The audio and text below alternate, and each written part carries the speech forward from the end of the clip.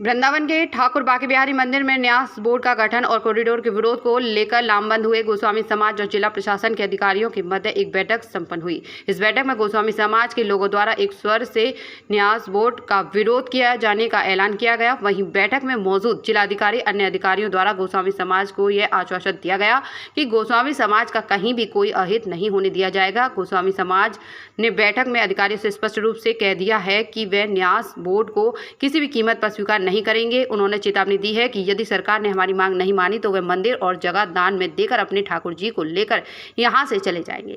इस बारे में सेवायतों व जिला अधिकारी सीपी सिंह का क्या कहना है, आइए सुनते हैं। देखिए, जो श्री बांके बिहारी जी मंदिर के आसपास कॉरिडोर बनना है और जो ट्रस्ट बना है, तो हम लोग जो यहाँ सेवायत हैं गोस्वामी समाज है, उनके साथ हम लोग लगातार चर्चा कर रहे हैं। और अगर इन लोगों का कोई ग्रीवांस है वो निश्चित रूप से हमने कहा है लिख करके हमको दे दीजिए, फिर हम लोग उस पर चर्चा करेंगे। और आप लोग स्वयं भी देख रहे हैं, प्रतिदिन हम लोग इन लोगों से लगातार संवाद कर रहे हैं, क्योंकि जो कॉरिडोर वगैरह जब बनेगा तो 4.74 एकड़ लैंड हम उसमें जानी है, जो आप ही लोगों की है। और मेरा अपना मानना है कि चर्चा करने से और आपसी सामंजस्य से सारे कार्य किए जाने हैं। और हम सभी श्री बांके बिहारी जी भगवान जी के सेवक हैं और मुझे पूरा विश्वास है कि हम लोग चर्चा करके समाधान निकाल लेंगे। जिस तरीके का एक्ट ये लाया गया है सरकार की तरफ से, इस एक्ट के संदर्भ में हमसे किसी तरीके की कोई बात नहीं करी गई। हमारे सारे जो संवैधानिक अधिकार हैं इस एक्ट के अंदर जो है खत्म कर दिए गए हैं। हमारे जितनी भी परंपराएं हैं उनको खत्म कर दिया गया है। जो हमको हमारे पूर्वजों से जो अधिकार प्राप्त हैं उन अधिकारों को खत्म कर दिया गया है। हम इस एक्ट का पुरजोर तरीके से विरोध कर रहे हैं। हम इस एक्ट को किसी भी हालत में नहीं मानेंगे। सरकार की तरफ से आए हुए जितने भी गणमान्य अधिकारी थे वो हमको सिर्फ आधी बात बता करके समझाने की कोशिश कर रहे हैं कि भाई इसमें गोस्वामियों का कोई हित जो है वो अहित नहीं हो रहा है, इसमें सब आपके हित की बातें हैं।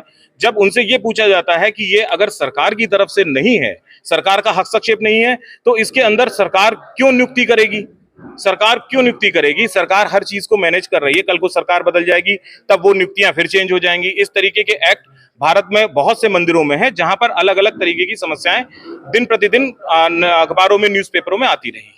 गोस्वामी समाज किसी भी हालत में इस एक्ट को नहीं बर्दाश्त करेगा। और जहां तक कॉरिडोर की बात है, सबने एक स्वर में ये कह दिया है कि कॉरिडोर के विषय में हम आम जनमानस के साथ में हैं। यदि वो चाहेंगे, उनकी स्वीकृति होगी तो गोस्वामी समाज उनके साथ में है कॉरिडोर के, वरना हम कॉरिडोर के भी साथ में नहीं खड़े हुए हैं।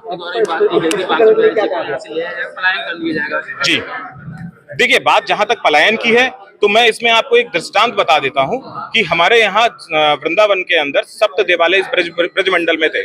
उन सप्त देवालय में आज से कईयों साल पहले, सैकड़ों साल पहले ये कह लीजिए कि 4 जो मुख्य देवालय थे, उन देवालयों को उनके गोस्वामियों समेत उस समय के आक्रांताओं के कारण से उनको यहाँ से जाना पड़ गया।